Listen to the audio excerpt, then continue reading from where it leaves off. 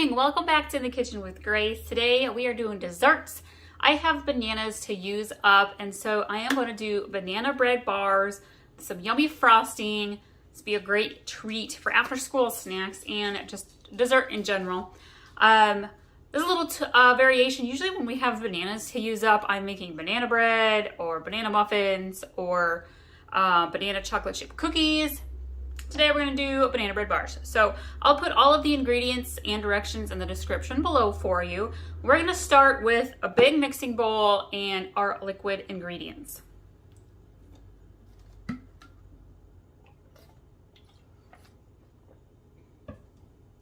I'm going to start with 1 stick of butter, and my butter, I forgot to set it out and let it soften. So I popped it in the microwave for 30 seconds. It's not entirely melted, but it's nice and soft. Will blend well with my hand mixer.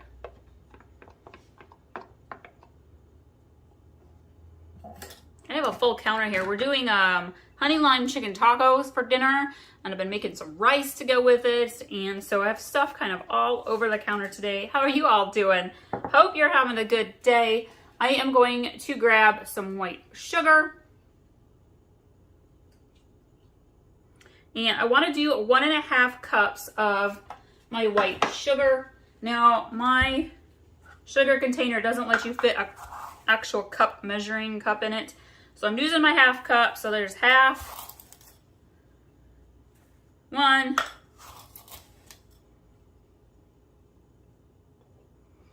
and 1/2 cups of sugar.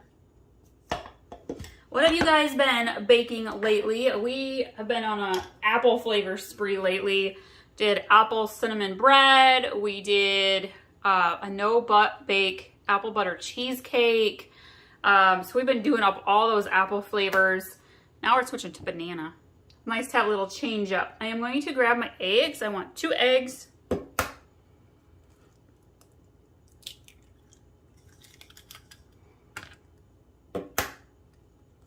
If you've baked something really yummy lately, put it in the comments below. Give our viewers some other ideas of things to add to their baking list for the fall. All right, we are going to grab vanilla. And I am going to use 2 teaspoons of vanilla. And in total, this recipe requires 4. We use 2 for the bars and 2 teaspoons for the frosting. So I'm not going to overdo it on my vanilla. You know me, I always like to add a little extra splash, but I want to make sure I have enough in my container here for the frosting. I'm going to grab some salt. And we're going to do about 3/4 teaspoon or so.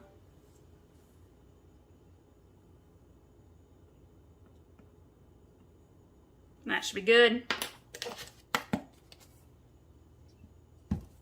Gonna grab the baking soda. We want 1 teaspoon of baking soda.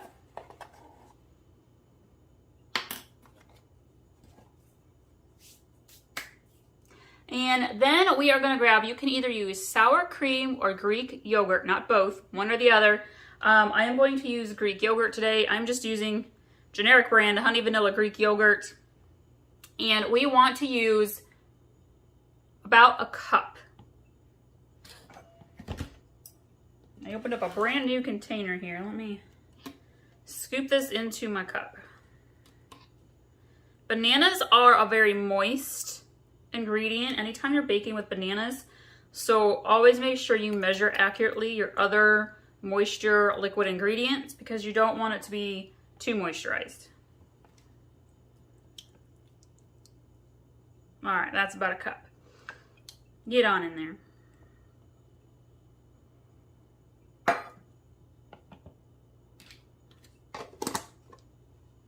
So we've got our butter, our white sugar, our yogurt, our eggs, our vanilla, our salt, and our baking soda all in this bowl. I'm gonna get my hand mixer. I'm gonna pause the video because it's loud, and then when it's mixed together, we'll jump back in. So we have mixed all the liquid ingredients in with the sugar. I have grabbed a flat bowl. You could use a plate if you want to, and my potato masher. I feel this works really easily for mashing up your bananas. Feel free to use a fork if you want to. We are going to put 4 nicely ripe bananas into our bowl. This one's a little overripe. I'm actually only going to use the top half. I'll grab another banana here. Anytime you see fruit, especially bananas, and they're starting to brown, totally okay to use them. That's just the turning into sugar, the oxidization of the fruit. It's turning into sugar. Grabbed an extra banana. I'm just going to throw the whole thing in. It's totally fine. Generally, you want about 4 to 5 good-sized bananas. I'm going to grab my masher and we're going to just kind of mash away. If you've got kids that are helping, this is a fun job for them.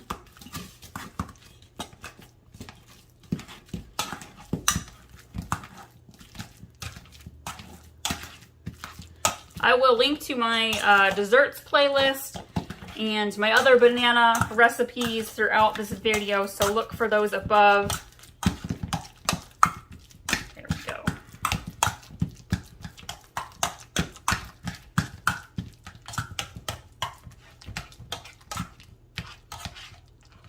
Okay.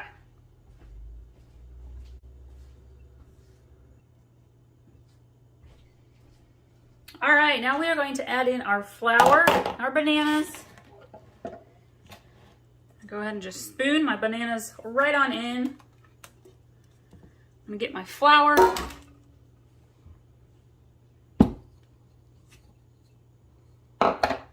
And we are going to do 2 cups of flour.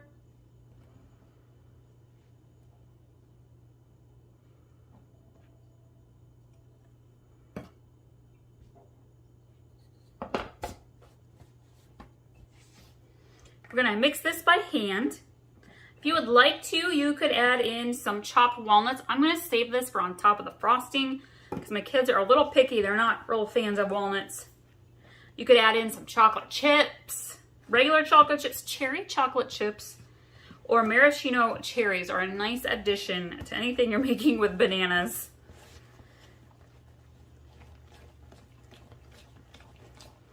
And we are going to preheat the oven to 350 degrees. I'm going to spray my baking dish here in just a minute. Scraping the sides, the bottom, make sure you get it all mixed in well.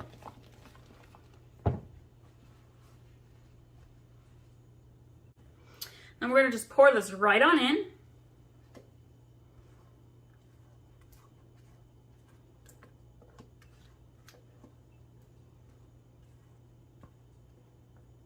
Using a 9x13 baking dish. You can use glass or metal. I'm gonna use the back of my spoon, kind of make sure the corners get filled. All right, we're gonna pop this in the oven. We are gonna let this bake for a good 40 to 45 minutes, friends. You wanna use the toothpick test in the middle. Toothpick comes out clean, it is done. It comes out with a little batter on it. It needs to cook a few more minutes. The top should be like a golden brown color when it's all said and done. Right, our banana bread bars have cooled. You can see it's got a nice golden brown on top. And we're ready to make our homemade frosting yummy yummy. So to start with, and again, all of the ingredients are in the description below, so check that for reference.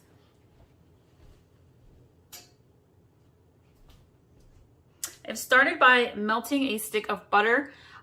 You can totally do this all in the pan or you can do it in a bowl. I'm going to do it in a bowl just for ease. Feel free, if you're going to use a bowl, to melt your butter in the microwave. And we are going to add in 2 teaspoons of vanilla.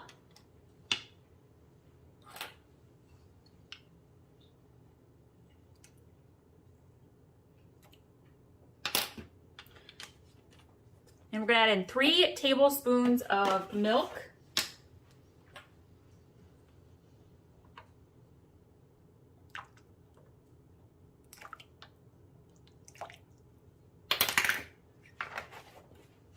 I'm going to give this a little whisk quick.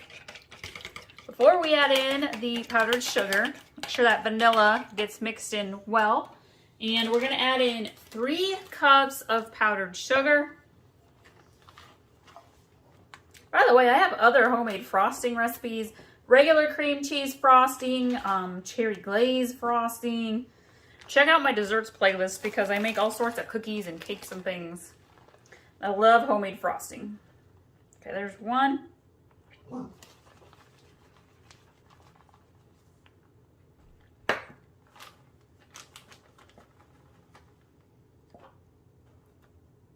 2. Thank you all so much for watching us today. If you're not following us on Facebook and Instagram and Pinterest, go do so. The links are there in our bio. I think they're also up in the top now. They move them around sometimes. I'm going to grab my whisk and we're going to gently whisk this together until it's nice and creamy and smooth. And I love it when you share our recipes and videos with your family and friends. Okay, this is coming together really, really quick. You want to make sure your bars are cooled down. This is the part where my daughter would be grabbing an extra spoon and licking the frosting. It smells really good. I love homemade frosting. And you know what? It's pretty soft frosting. I'm kind of just going to pour it on top and we're going to spread it around. You can use a knife or the back of a big spoon.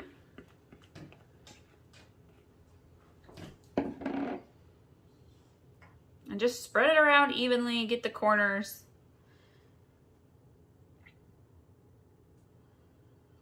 This is where you can grab those walnuts or pecans. Sprinkle them right on top. I'm gonna do that for half. My kids are picky. You could do sprinkles. I don't have any false sprinkles, unfortunately. All right, that looks pretty good. Grab the walnuts.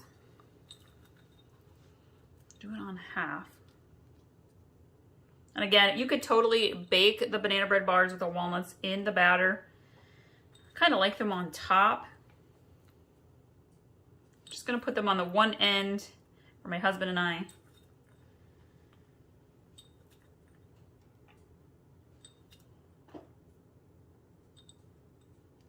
There we go.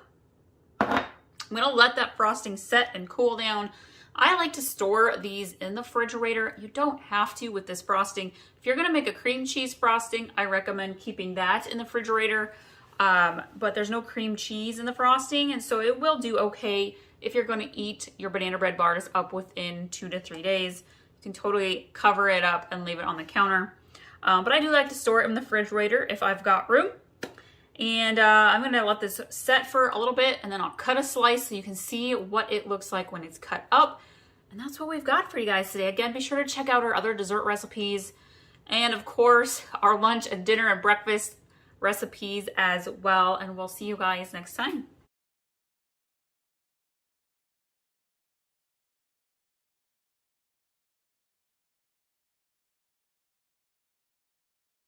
Welcome back to In the Kitchen with Grace. Today we are having fun with peaches. I'm super excited.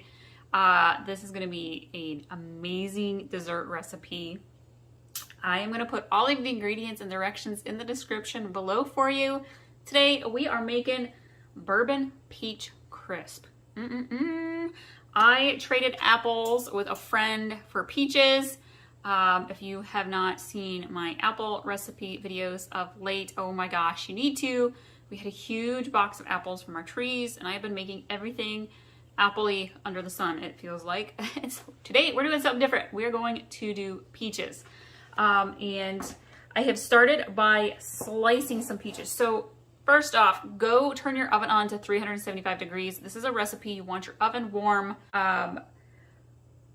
I am going to make all of this right into our baking casserole dish. Yes, this is a large dish, so if you want to, you can totally use a mixing bowl, but this is one of those recipes. It's kind of like a dump and bake thing. Ooh, I love those. Okay, so with my peaches, you want about 2 pounds or so of fresh peaches. And my peaches are a little on the small side, so I'm using a lot. If you're using bigger peaches, you probably need maybe 6 to 8 of them. I have quite a few little ones here, and I'm just gonna use these all up. I'm gonna throw them all in. These peaches are super soft. They're definitely ripe and ready. If you have a peach and they've already got a little soft spot going, don't worry about it. We're baking it. Anytime you're baking fruit, you're totally fine to use up the fruit that's already starting to brown just a little bit. If you're using the really big peaches, you want to make sure you cut your peach slices up into smaller bite-sized pieces. If you want to peel them, you certainly can. And now here's a peach. It's a little past its prime. I'm going to skip that one. But I'm just going to leave the peach peels on.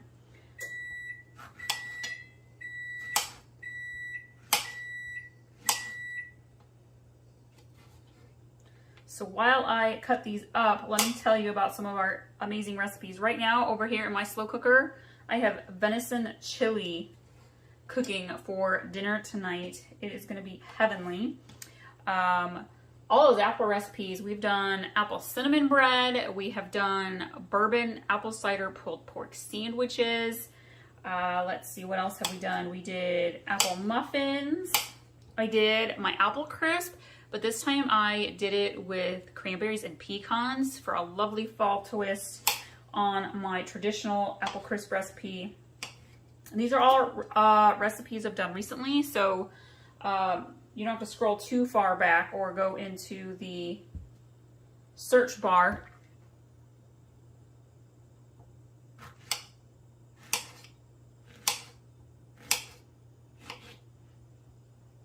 If you're new, welcome. We do lots of family-friendly recipes here. I'm a big gardener, so I do a lot of recipes with fresh vegetables and herbs from our garden. We've got apple and cherry trees in our yard. I grow lots of flowers.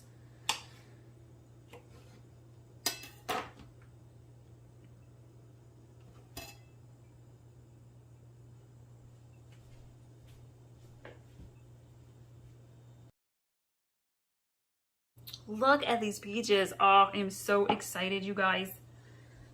Are one of my favorite fruits. Ooh, if you're looking for some peach recipes, I will link. I did like a combined peach recipe video, like a peach tomato caprese salad, traditional peach cobbler. What else have I made? I did a peach strawberry pie this summer. Oh, I absolutely love peach. Okay. Ooh, peaches and cream overnight French toast bake. Yum, yum, yum. Okay. We're going to start by putting in a half a cup of brown sugar.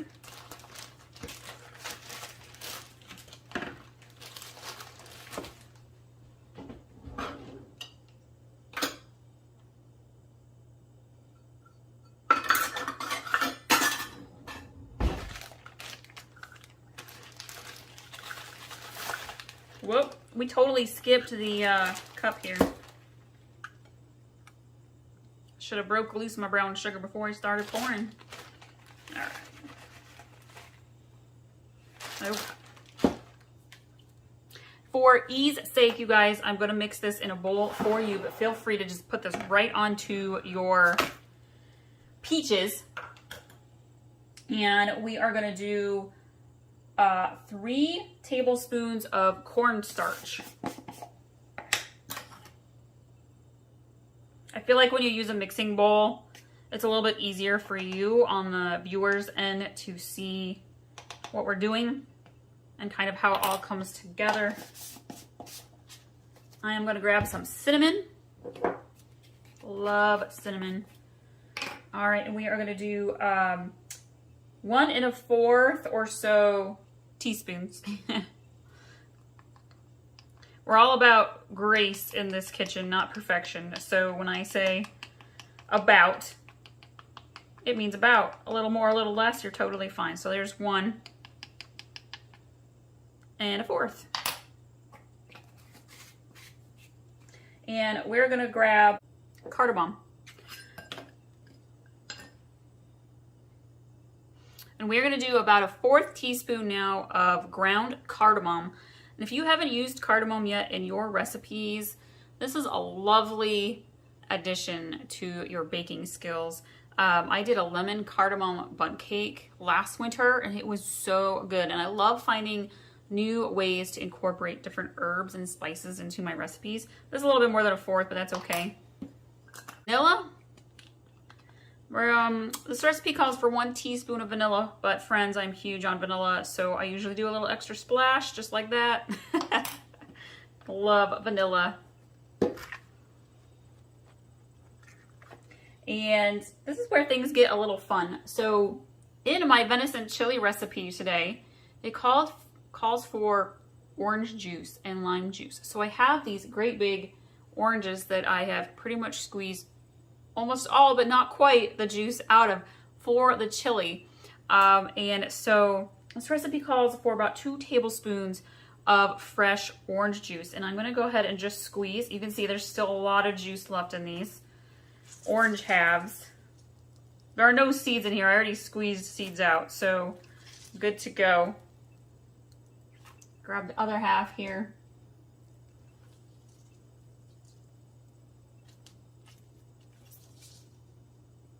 Perfect.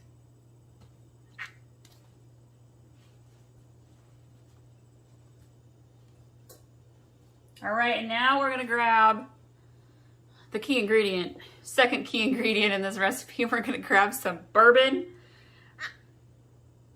Oh yeah. I'm not really a big drinker, but I do love to bake with a little bit of bourbon or whiskey. It just adds so much to your recipes. Well, I guess it depends on what you're making, but I found that it's really fun to bake with. We're gonna do about 2.5 tablespoons of bourbon.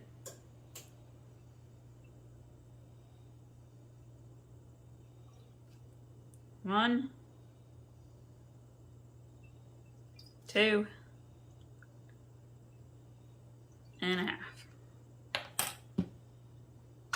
Put that away. And I'm gonna grab my spoon and I am going to mix this together.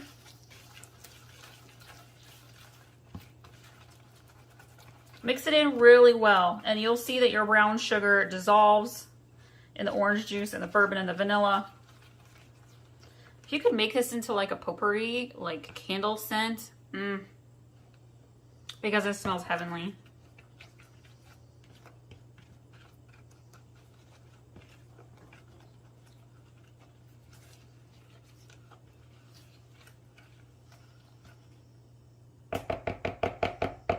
Okay, we're gonna grab our big baking dish of peaches and we're gonna kind of slowly pour this all around the peaches. We're gonna mix this here in a second too.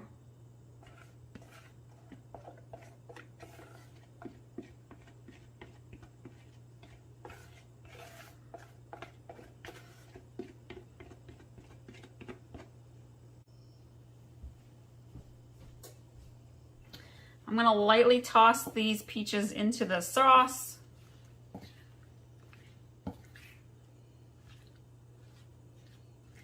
Make sure they all get coated nicely. This is a great dessert for a family get-together, even for a holiday like Thanksgiving or Christmas. Okay, let's set that to the side. And I'm gonna grab another bowl quick.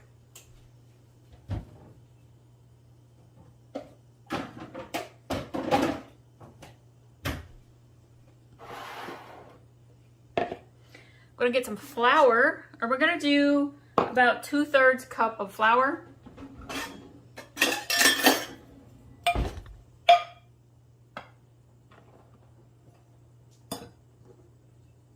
We're gonna grab some oats. I'm using old-fashioned oats today.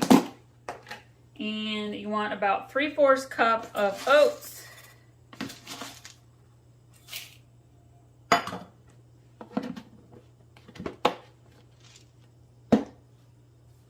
I really think this recipe is in between a crisp and a cobbler, to be quite honest. Call it what you want, it doesn't matter because it's delicious. And we are going to add in a 1/2 cup of brown sugar.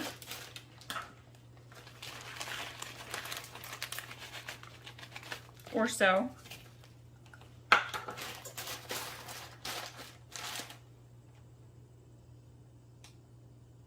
And we want about 1/4 cup of white sugar.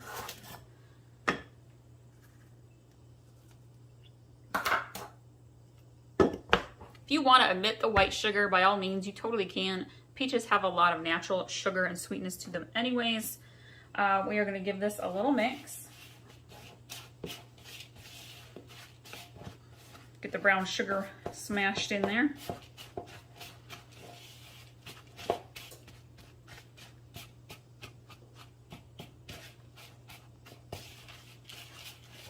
Okay, I'm going to grab my pecans. See, I added pecans to the apple crisp last week. Now I have pecans to use up.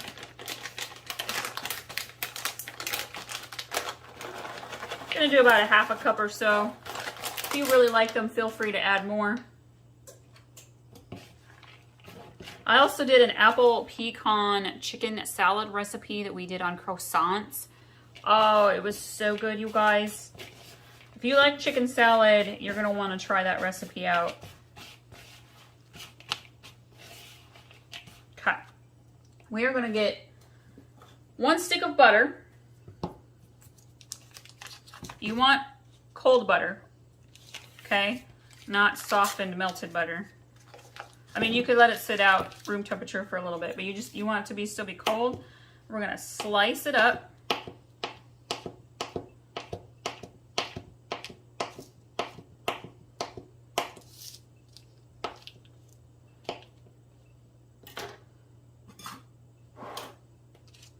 Grab our bowl of topping here. Kind of break up the butter into its pieces. We're gonna knife this into the topping.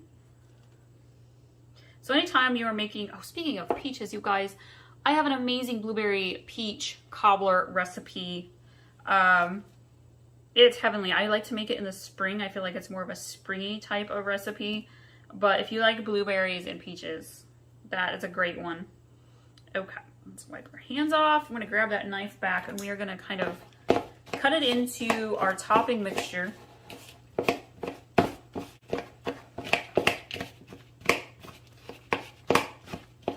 Basically, you want the little bits of butter to kind of be everywhere throughout your peach crisp, and it will melt in and give it that nice buttery hint of flavor. This might be easier with my spoon.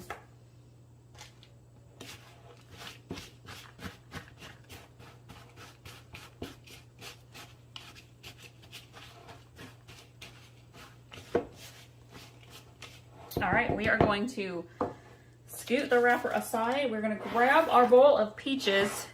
I'm gonna use my hands for this. We're gonna kind of sprinkle it around. You wanna make sure you get your butter pieces sprinkled evenly around the top as well.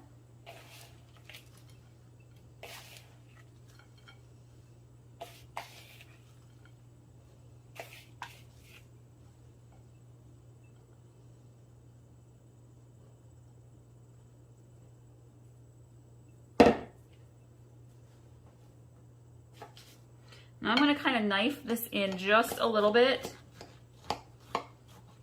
so let a little bit of the pecans kind of get down into the peach crisp.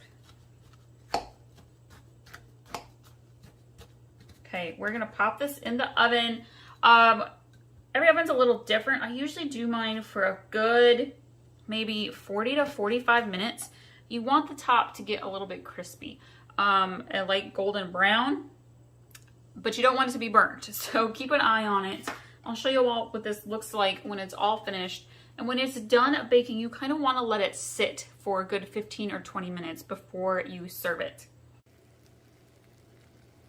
Here is our Bourbon Peach Crisp. It's got those pecans in there. It smells heavenly. I cannot wait to eat this for a snack this afternoon, like right now. Thank you all so much for watching today.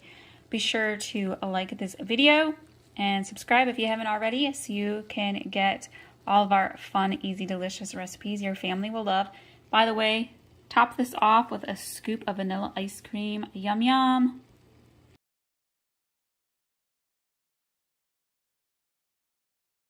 Welcome back to In the Kitchen with Grace. Today we are doing a really fun fall no-bake dessert. We're doing apple butter cheesecake. Talk about yummy, and it's super easy to do. You're going to need a few hours though to refrigerate it before you serve it, so keep that in mind if you go to make this apple butter cheesecake recipe. Now I'm going to put all of the ingredients and directions in the description below for you. Let's get started.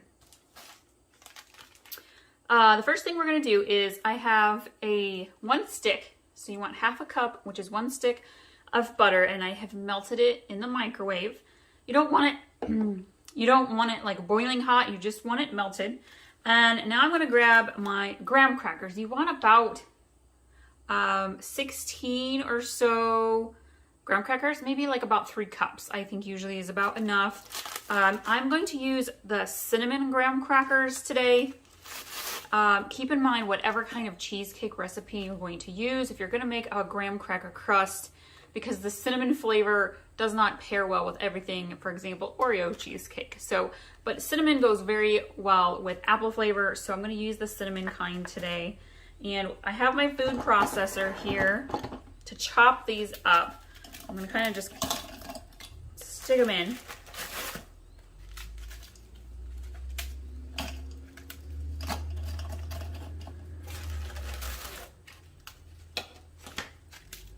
And this gets loud, so I'm going to take a minute and chop up 16 or so graham crackers. All right, so we have got our 3 cups or so of crushed graham crackers. Now, if you don't have a food processor to chop them up, you can put them in a Ziploc baggie and really crush them really good. You want them to be as crushed as possible because that's what helps make them a nice graham cracker crust.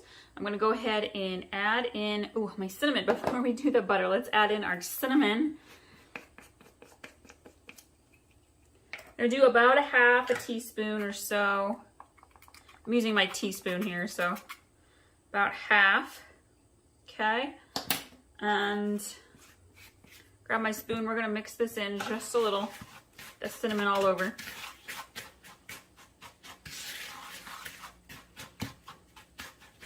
Okay, now we're going to add the butter.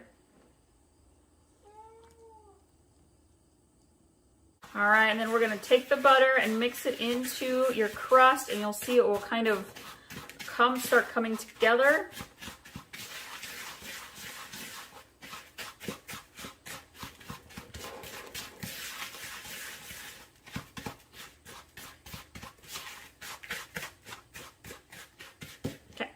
Now, if you have one of those foamable pans where you can kind of pop stuff out, you could use one of those. I'm just going to use a regular pie tin today, and I want to be able to lift my cheesecake out. So I have lined it with tin foil, and I'm going to spray my tin foil.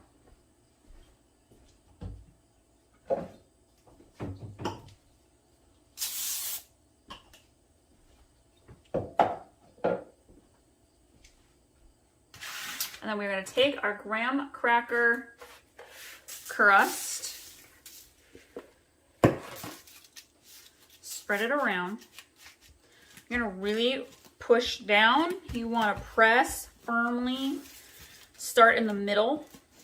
Work your way out.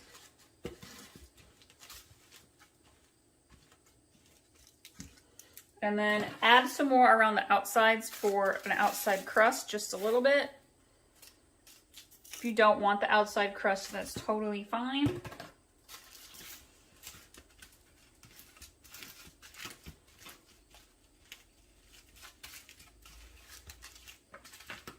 This might take a couple of times of going around your pan.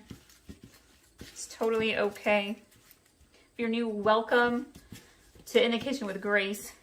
Busy mama here. I love to garden. I love to use fresh vegetables, fruits, and herbs in my recipes. This one happens to have none of that.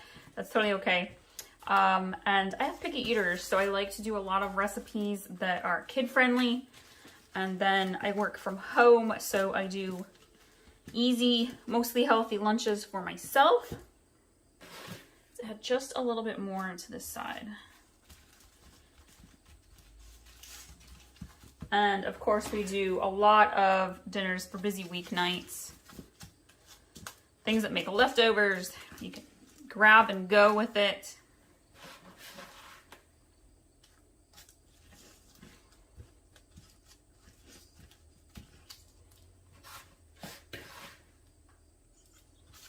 Lately, we've been all about, we have apple trees, and so we had a huge box of apples, and so we've been all about the apple flavors, of course, of being fall, adding pecan and cranberry. So if you're into those flavors, check out some of our recent recipe videos because I've got all sorts of yummy apple fall flavored stuff. Okay, I'm gonna use my hand towel here, brush off my hands. I am going to put this rest, there's a little bit left. Now, if you have leftover graham cracker, add this to yogurt. I did a fall fruit salad with apples and pecans. That would have been, this would be like an amazing topping for, you could sprinkle this on to some toast or cereal. So many things you could do with this. So don't necessarily just waste it if you don't want to. I personally will probably add a little to yogurt because I like crunchy texture to yogurt. Okay. Set that aside. We're going to set our pan aside. And now we are going to work on the filling. And we are going to use 2 boxes of cream cheese. And I have let this sit out this morning so it is nice and soft.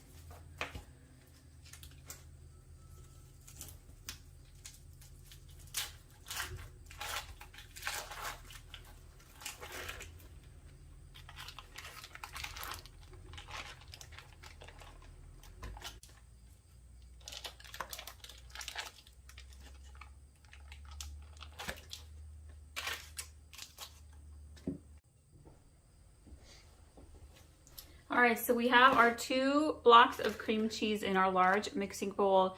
And now I'm going to add in 1 cup of white sugar. And my cup does not fit into my sugar container, so I'm going to use a 1/2 cup.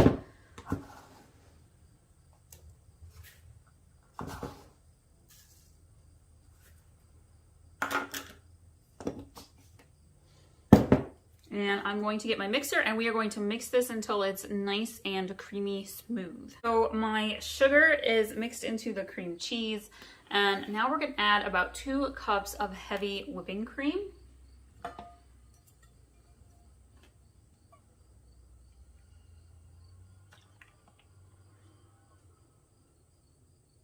Which is just, it's not quite, it's almost this whole small container. It's about 16, 2 cups is about 15 ounces of heavy whipping cream. Okay, and then I'm going to grab lemon, and if you have fresh lemon, it's always best. I'm going to give it a little roll. Let's see, this is a seedy lemon. I'm going to grab my strainer.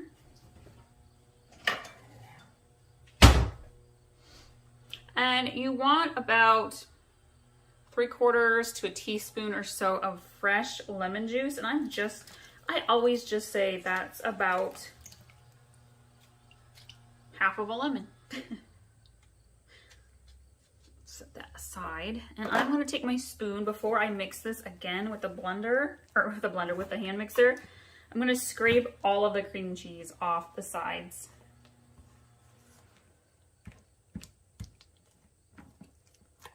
Okay. Pause the video because the mixer is loud and we are going to get this going. So you want the texture to be kind of fluffy. It's thick, but it's got a nice fluffiness to it. And it's nice and solid. So then we are going to take our graham cracker pie crust and we are going to just let our filling fill it up.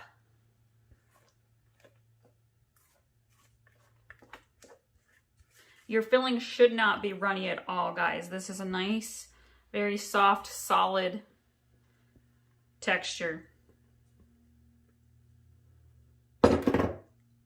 And by the way, if you're like, I don't have a pie tin, you could totally use like a square baking dish that you would use for like brownies. I'm just going to take my spoon and very gently and softly go around the edge here.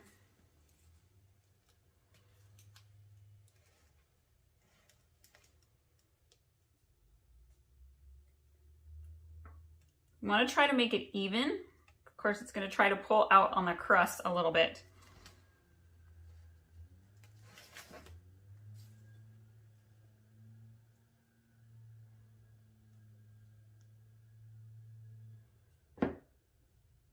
All right. Now we're going to grab our apple butter.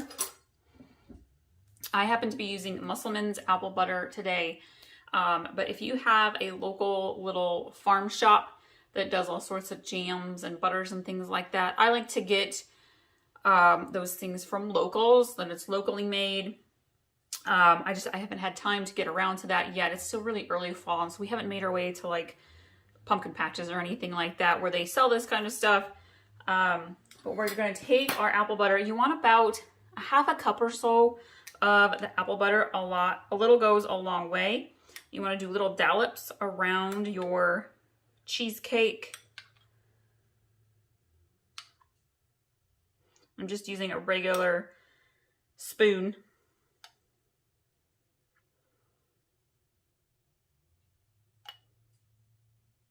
Smells so good. Okay. And then we're going to take just a regular old butter knife and kind of swirl around here. And as this sits, it will kind of make its way down into the cream cheese just a little bit. Don't be afraid to like cut into the filling. But you can do like little swirly designs. I grow flowers, so I'm trying to make mine kind of got a little flower, like the inside of like a flower, a dahlia sort of. Though it's not the right color for dahlias, but anyway. All right, that looks about good. I'm gonna add just a little bit more right here.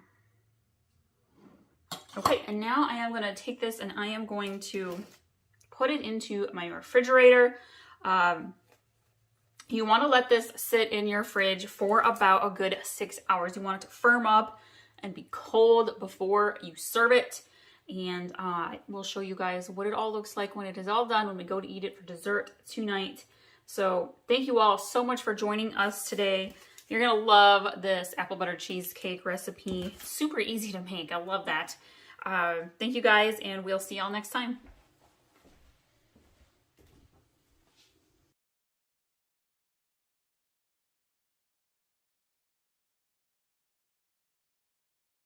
Welcome back to In the Kitchen with Grace. This morning I am doing a fun cookie recipe. We're doing the old-fashioned soft iced oatmeal cookies.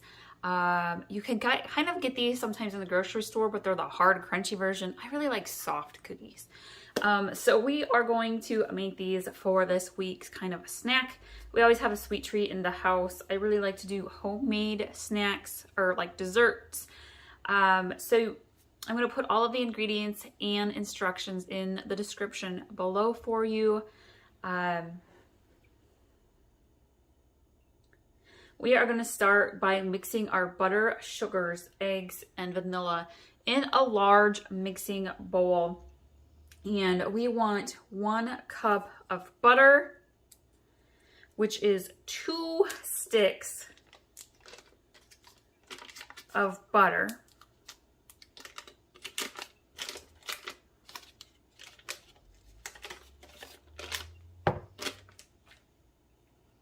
And I have let my butter come to kind of room temperature. It's not super soft, but it's still like slightly cold, but it's definitely softened. I really like to let the butter kind of warm up a bit when we're going to mix it with the hand mixer. For the sugar, we are going to do 1 cup of brown sugar. I'm gonna have to open a new one here in just a second.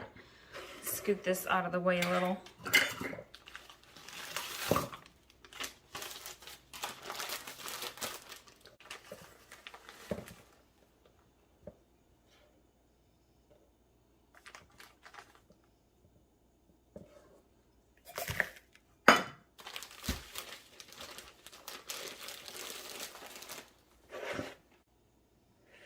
We're gonna do 1/2 cup of white sugar.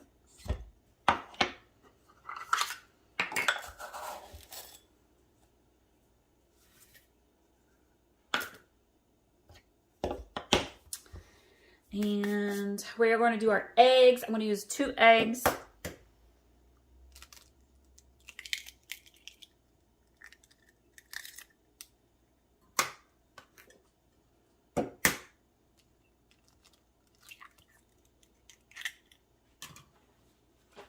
And we're going to grab our vanilla. I'm going to do 2 teaspoons of vanilla. I think I have enough in here. Let's see, there's 1, 2. There's actually literally, oh, there's about 3. Well, you know me, you guys, I love vanilla. I always throw in a little extra anyway. Just a little extra splash. I'm going to put my hand mixer in here now, and we're going to get this nice and creamy smooth.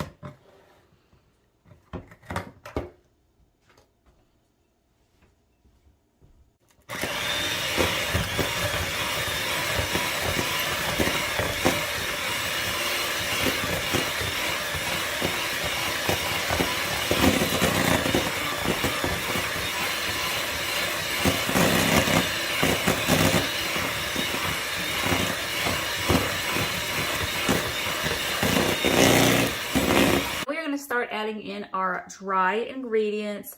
I am going to start with flour. We want 2 cups of flour.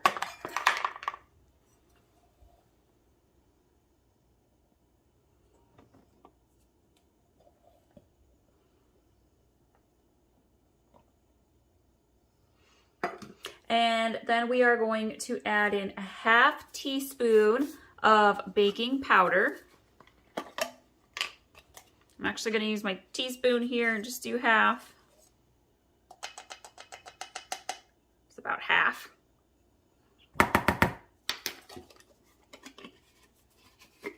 We're going to do 1/2 teaspoon of baking soda. It's about half. We're going to do 2 teaspoons of cinnamon.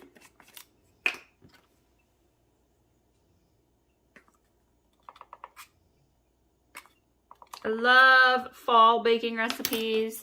If you are looking for some awesome cookie recipes, you guys, I have browned butter sea salt chocolate chip cookies, oatmeal scotchies, regular butterscotch chocolate chip cookies.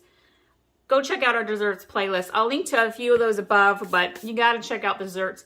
Fall pies. We do mini hand pies every fall. So yummy. All right. Let's see. What do we have left? Salt. We're going to do 1/2 teaspoon of salt.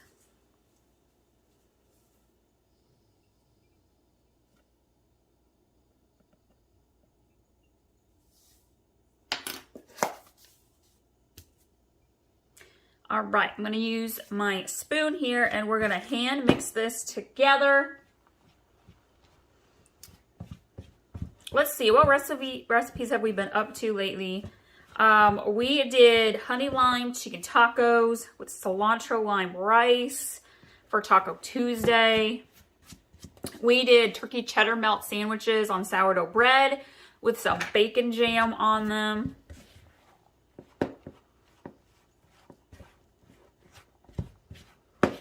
And of course, we have all those apple recipes that we were up to in September. So if you like apple flavored recipes, scroll back down our list of videos just a little ways.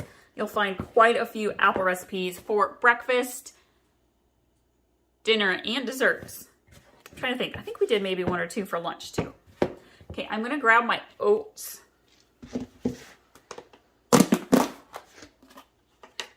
we're going to do about 2 1/4 cups of rolled oats, so old-fashioned oats.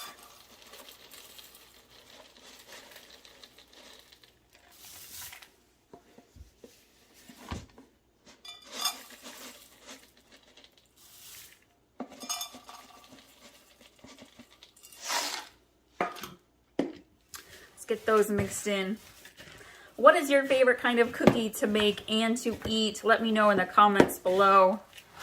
I have my oven preheated to 350 degrees. We'll get these spooned out onto my baking pans.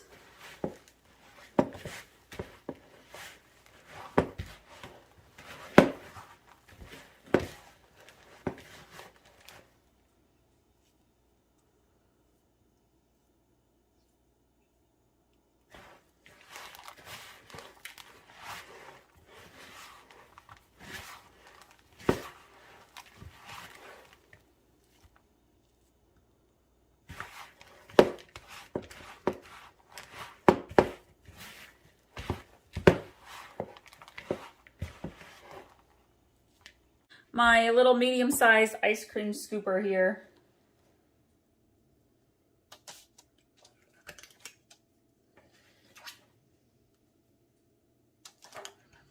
I like to use the ice cream scooper with cookie dough when you can. Some cookies are a little too sticky for it, but it really helps your cookies kind of be even sized and to bake evenly.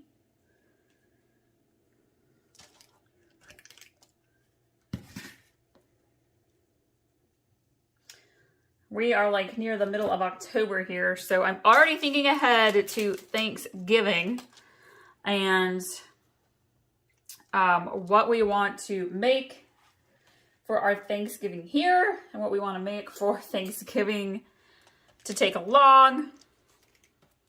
I do have quite a few Thanksgiving related recipes up from last year, along with several like main meat dishes, meat glazes.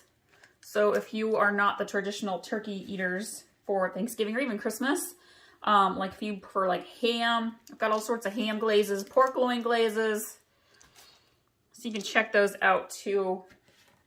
Not to mention Christmas cookies, you guys. Last year I did all sorts of Christmas cookies. Took them around. We're in a small town. I took them around to some local businesses, small businesses, just to like spread cheer and joy for the holiday season.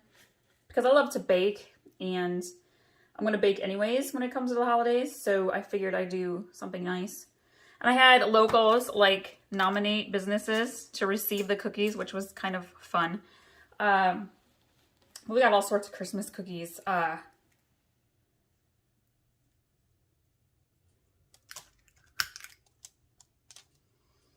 My favorites to make are the peppermint Oreo cookies and the sea salt chocolate chip cookies. Okay, I'm going to put this one into the oven and grab my other baking sheet here.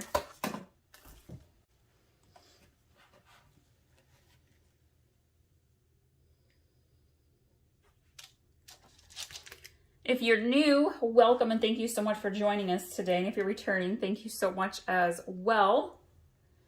Seeing as how it is mid-fall, if you don't know this already, we are actually caterers. Well, my husband is an engineer, and then we own a catering business on the side. We do wood-fired pizzas and wings and salad bar.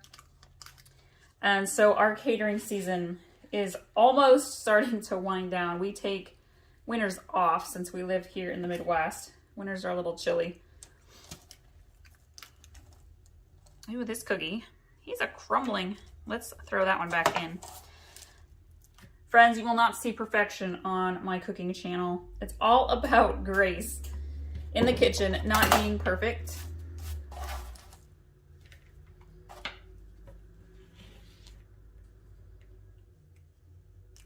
And on top of our catering business and being a busy mama, I also do a lot of gardening. I do cut flower bouquets. And so next year I'm working on, well, this winter I'm working on really getting that little side business up and going. So if you're into flowers, well, gardening in general, like I like to use herbs and things fresh from the garden in my recipes. But if you're also into flowers, you can check out my Fields of Grace channel. I will link to that below also for you. Follow over there. Okay, I think we are at the end here. Let's get one more cookie into the scooper. Oh, there might be enough. This might be a big cookie. We'll make it a big one. Maybe that'll be mine to taste test. Nope. Just a little baby.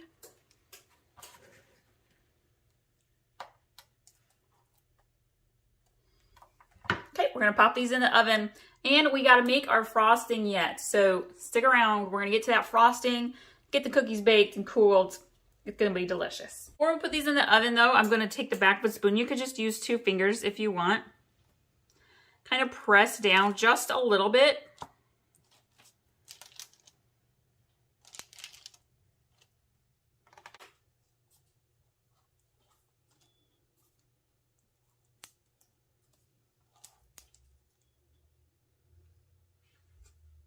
All right, we're gonna bake these in the oven at 350 degrees for about 10 minutes or so.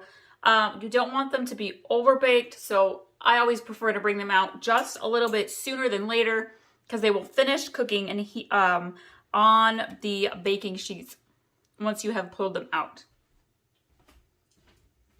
All right, we are going to start in on the iced frosting for these oatmeal cookies. I've got my powdered sugar here. We're going to do about 1.5 cups.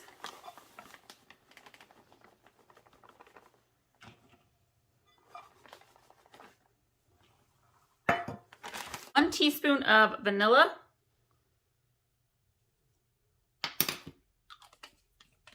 We're going to do about 3 tablespoons of milk. I actually, whenever I'm doing like milk for frosting or little amounts, I like to kind of do it over a measuring cup because it can kind of splash out sometimes. So we're going to do 3 tablespoons.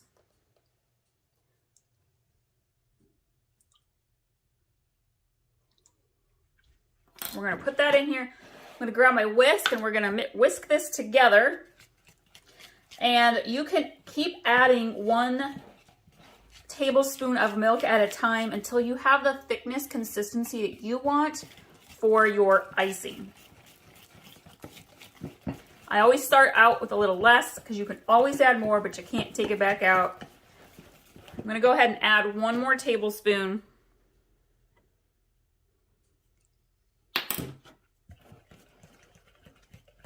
Okay, we're going to let these cookies finish cooling. We'll get the icing put on them. All right, our oatmeal cookies have mostly cooled down, and I'm going to go ahead and put my icing on top. I'm just using a regular spoon here.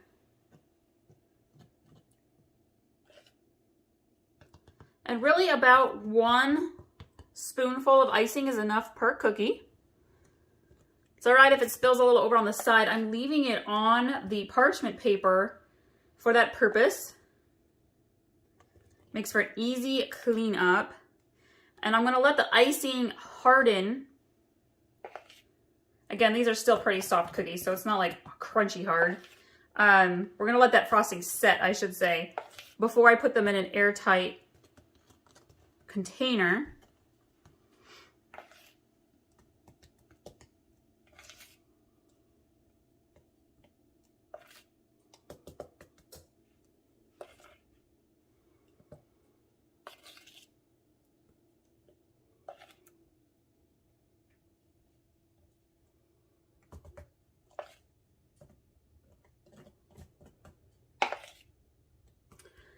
What are y'all having for dinner at your house tonight? Today we are going to have ranch chicken with a very cheesy broccoli cauliflower bake. What else do we have? We've got Salisbury steak with salt and vinegar potatoes coming up soon. And a couple of sheet pan dinners. Maple roasted kielbasa sausage with some like fall veggies, like some Brussels sprouts and sweet potatoes, carrots. Looking forward to that one. All right, I think that is just about perfect. Okay, we're gonna let these set, and then again, I will store them in a nice container. These ain't gonna last long at all. Super easy cookie recipe. Thank you all so much for joining in today. I really appreciate it, and if you haven't subscribed already, be sure to do so. And we're also on Pinterest, where you can pin and save every single one of our recipes. We're on Instagram and Facebook too. We'll see you there.